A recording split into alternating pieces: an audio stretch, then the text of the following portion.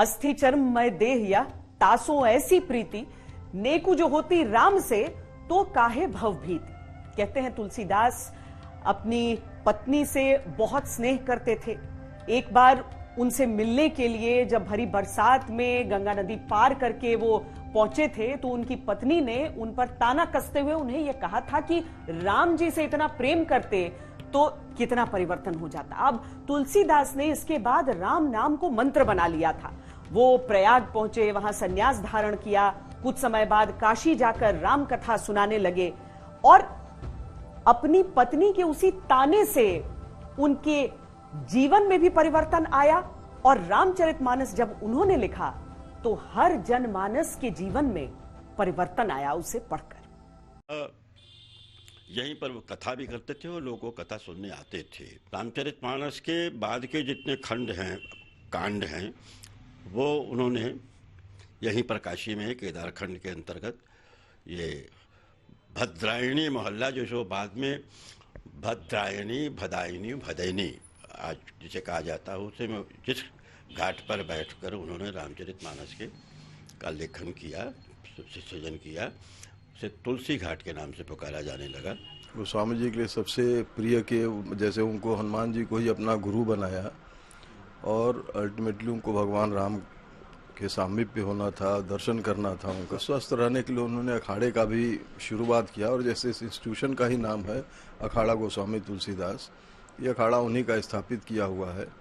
तो यहाँ पर जो परंपरा से लोग आके यहाँ पर कुश्ती वगैरह और वर्जिश जो भी आप कहते हैं, रियाज करते हैं, शरीर अपना ठीक ठाक रखते हैं, तो उनका मानना था कि जब आप हेल्दी रहेंगे तभी आपकी जो सोचने की ये जो इमेजिनेशन की जो फैकल्टी ये भी हेल्दी रहेगा, तो उसके लिए स्वास्थ्य प्रथम सबसे जरूरी है।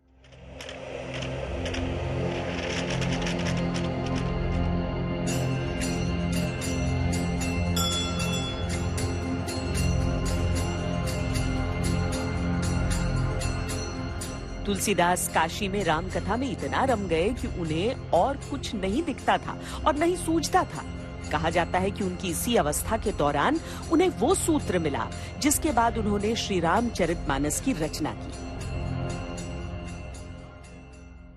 एक प्रसंग कहा जाता है कि वह उस पार से जब निवृत्त होकर आते थे, इस पार लौटते थे, तो जो गंगा जल था वो छोड़ देते थे एक पीपल के वृक्ष में, और गंगा जल और अशौच वह भी पाकर एक प्रेत साक्षात प्रकट हुआ, ऐसा कहा जाता है कि बदलती है। उसने तृप्त होकर कहा कि मैं हजारों साल से भटक रहा था, तुमसे वर मांगो। उनका हम सारी दुनिया छोड़ चुके हैं, तुम्हें हमें क्या वर दोगे? तदापि कहा, तब उन्होंने चिढ़ कर कहा कि राम जी के दर्शन कराओ। तो उसने कहा हम राम जी के दर्शन तो नहीं करा सकते, लेकिन जहाँ प्रभु हनुमान का नाम लिया जाता है वहाँ से हम लोग दूर रहते हैं, इसलिए हम बड़े सावधान रहते हैं और आपकी कथा में रोज़ हनुमान जी आते हैं और इस तरह से आते हैं कि लोग पहचान न सकें। वो कुष्ठ के रोगी बनकर आते हैं, सबसे बाद में आते हैं और सबसे बाद में जाते हैं।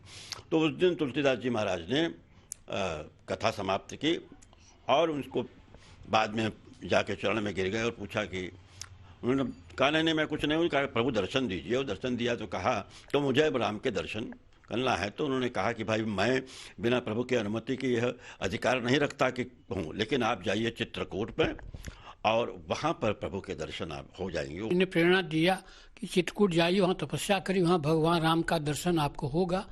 तो तुलसीदास जी चित्रकूट में रोज दर्शन करते। एक रोज भगवान राम और लक्ष्मण जी बालक रूप में आए और बाबा तिलक लगाइए, तो उन्हें तिलक लगा के चले गए। तो हनुमान जी कहा कि तुम देखे नहीं।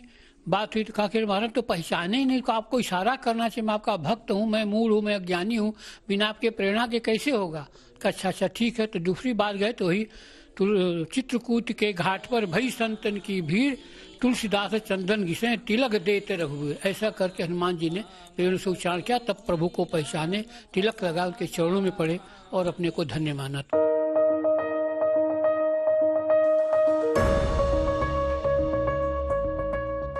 तुलसीदास अयोध्या पहुंचे और वहां उन्हें एक बार फिर ऋषियों के मुंह से वही राम कथा सुनने को मिली जो उनके गुरु ने सुनाई थी। उन्होंने निर्णय लिया कि वो भी राम कथा लिखेंगे।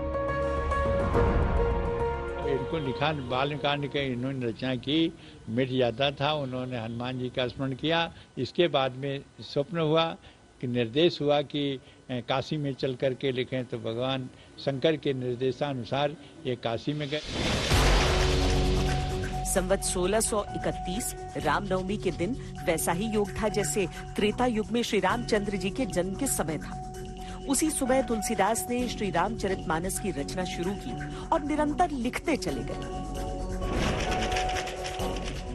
2 साल 7 महीने और 26 दिन में उन्होंने 7 अध्याय में श्री रामचरितमानस की रचना की। रचना पूरी होते ही काशी पहुंचे और बाबा विश्वनाथ के सामने इसका पाठ किया। संस्कृत में वाल्मीकि रामायण जो लिखी हुई थी, तो लोग विद्वानों ने और काशी के साधारण जनमन ने कहा कि इसको अवधि और लोक भाषा में लिखने की क्या आवश्यकता है। इस तरह से विरोध हुआ उसका। उस विरोध के बाद उसे मान्यता देने को यहाँ का विद्वत समाज तैयार नहीं था। तब रामचरितमानस की एक प्रति विश्वनाथ मंदिर में बाबा के पास रख दी गई और सवेरे जब हटाई गई तो उसमें महादेव जी, शिव के काशी विश्वनाथ जी के हस्ताक्षर थे। उन्होंने भी अपनी पूरी रामचरितमानस की रचना में प्रथम श्रोता के रूप में माता पार्वती को राम की कथा सुनाई और इसीलिए प्रथम व्यास के रूप में बाबा विश्वनाथ, भोलेनाथ, महादेव का ही नाम आता है पहली कथा कहने में।